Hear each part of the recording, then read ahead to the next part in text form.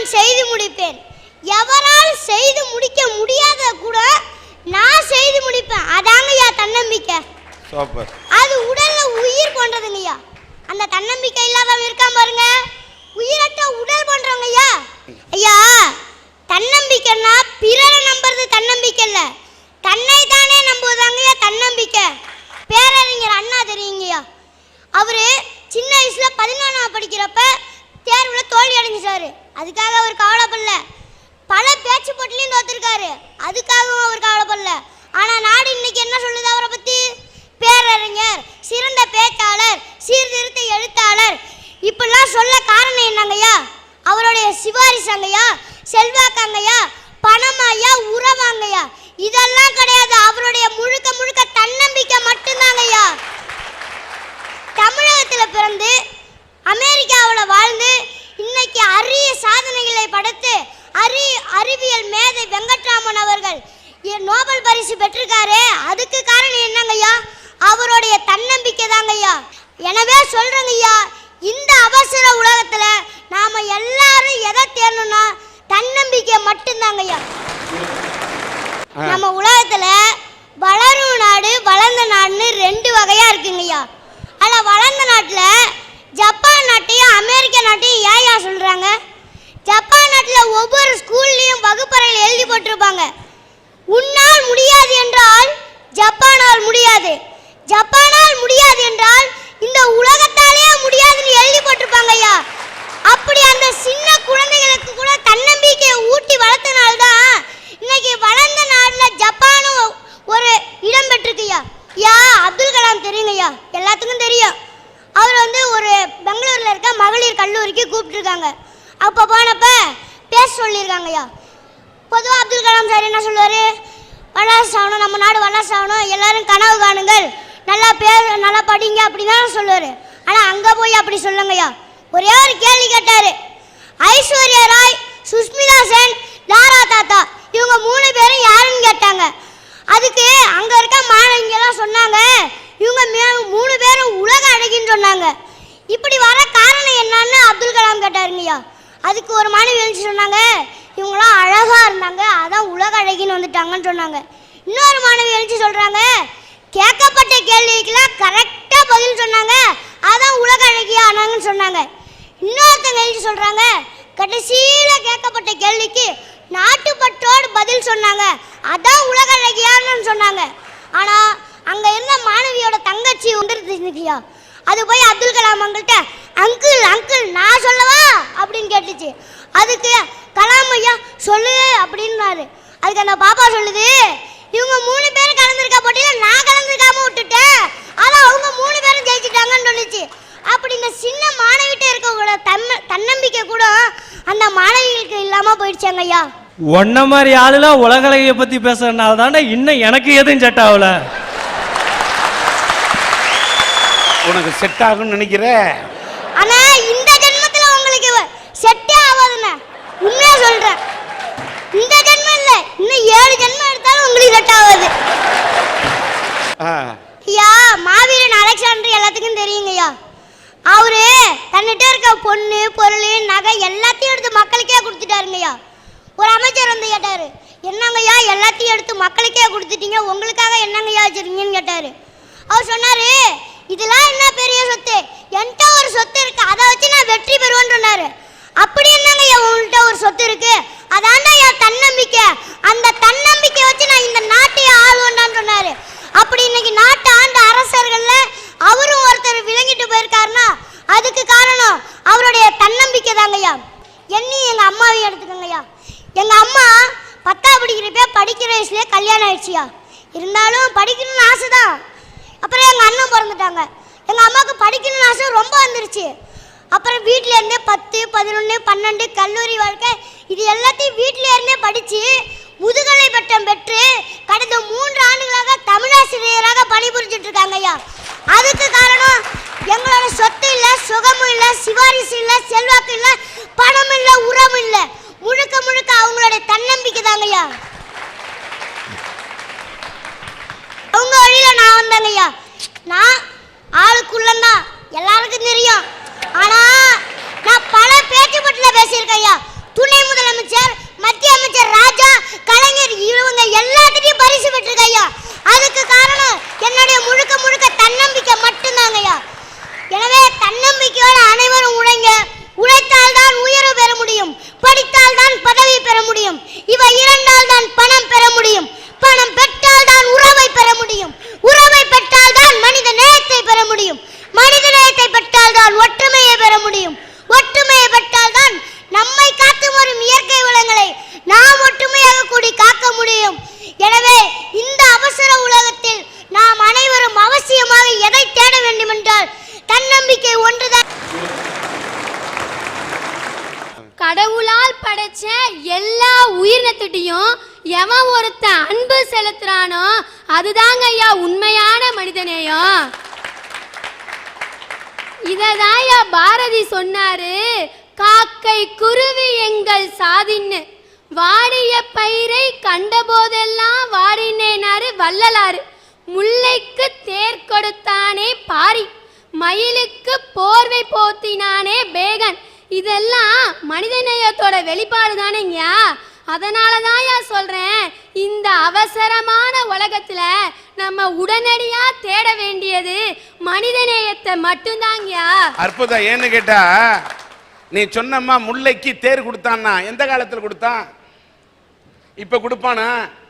ஒரு ஏழை வந்து குளிருக்காக போத்துக்கிட்டு போர்வையை போட்டு தூங்கிக்கிட்டு இருந்தான்னா அந்த போர்வையை சுட்டுட்டு போயிட்டு இருக்கிறான்.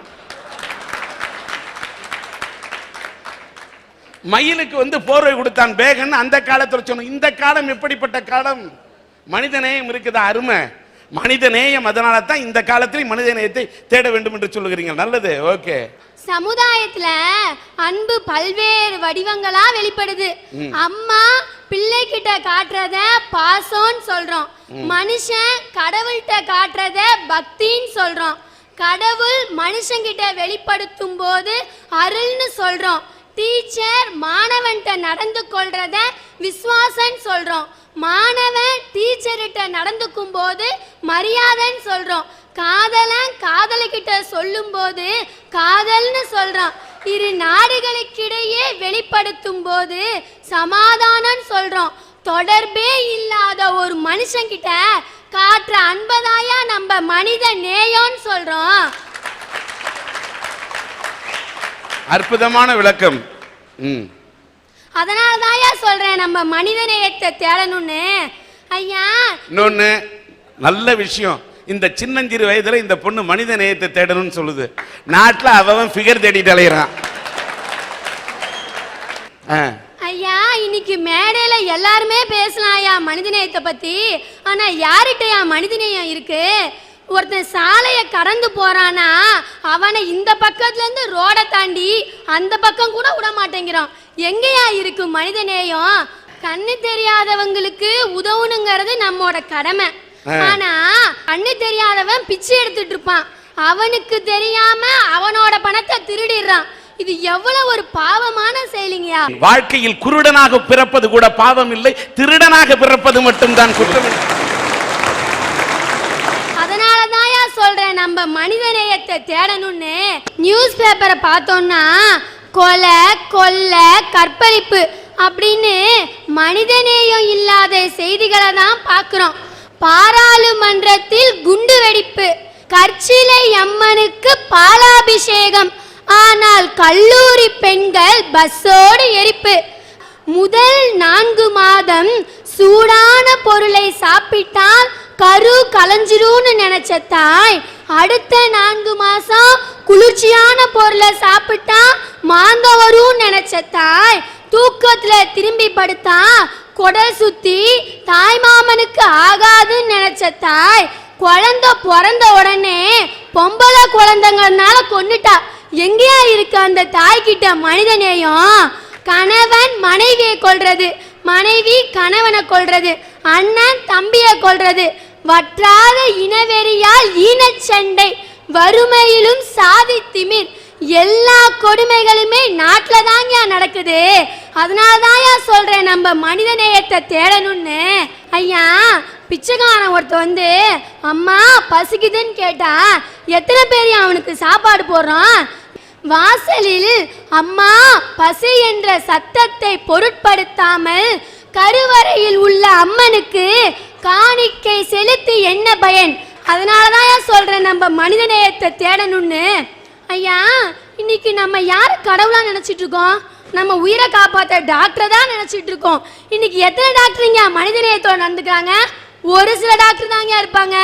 தனியார் மருத்துவமனையில ஒருத்தன் அட்மிட் ஆயிட்டான்னு வச்சுக்காங்க, அவன் முடிவு பண்ண வேண்டியதான் தன்னோட சொத்தையெல்லாம் வித்துடணும்னு. ஏன்னா அங்க பணம் மட்டும்தான் குறிக்கோள், மனிதநேயத்துக்கு கிடையாது. ஐயா, தன்னோட வயிற்று பிழைப்புக்காக யானையை பிச்சை எடுக்க வைக்கிறான், குரங்க குட்டிக்காரன் போட வைக்கிறான், சுதந்திரமா பாடி திரிஞ்சிட்டு இருந்த கிளிய கூண்ல அடிச்சு வச்சு சீட்டு எடுக்க வைக்கிறான். 5 அறிவு விலங்குகளை படைச்சதே நம்ம அதுகிட்ட அன்பா நடந்துக்கணும் தான். மனிதங்களையே மசிக்க தெரியாது அவனுக்கு எப்படியா விலங்குகளை நேசிக்க தெரியும்? ஒருத்தங்கிட்ட பணம் இருக்கலாம்யா, உறவு இருக்கலாம், தன்னம்பிக்கை இருக்கலாம், பட்டம் இருக்கலாம், பதவி இருக்கலாம். இது எல்லாமே இருந்து அவன் கிட்ட மனிதனேன்னு ஒண்ணு இல்லைன்னு வச்சுக்கோங்க, அவனை ஒரு மனுஷனாகவே இந்த உலகம் மதிக்காதியா. அதனாலதான் சொல்றேன், இந்த அவசரமான உலகத்துல நம்ம உடனடியா தேட வேண்டியது மனிதநேயத்தை மட்டும்தாங்கயா. அற்புதம் அற்புதம் அற்புதம், நல்லா பேசுன. உன் பேர் என்னம்மா? இந்த பத்மபிரியா என்ற இந்த பெண், இந்த பொண்ணை பற்றி ஒரு சிறப்பு இங்க நான் இங்கே சொல்ல வேண்டியிருக்கின்றது. வள்ளுவன் 1330 குறளை திட்டி இருக்கின்றான் 133 அதிகாரத்துல.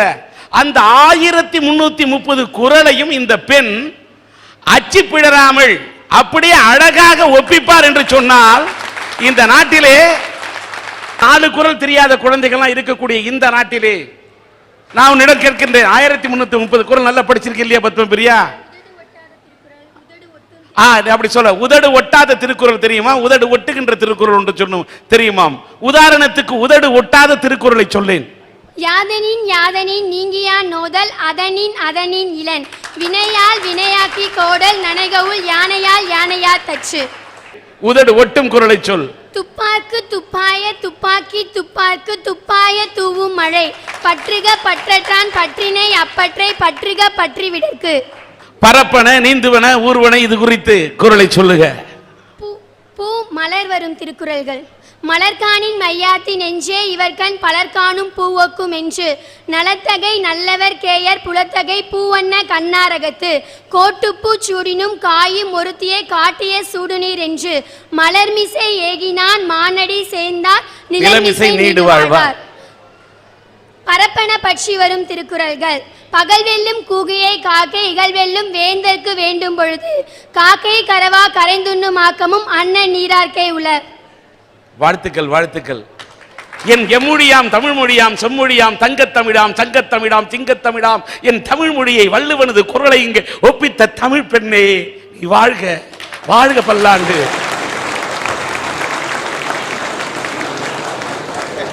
இந்த பொண்ணு 1330 குறளையும் ஒப்பிப்பது சிறப்பல்ல, தலைகீழே அந்த குறளை எழுத முடியும். சும்மா சில பேர் சொல்லுவான் தலைகீழ எழுதுவன்னு, தலைகீழ இந்த பெண் எழுதுமா.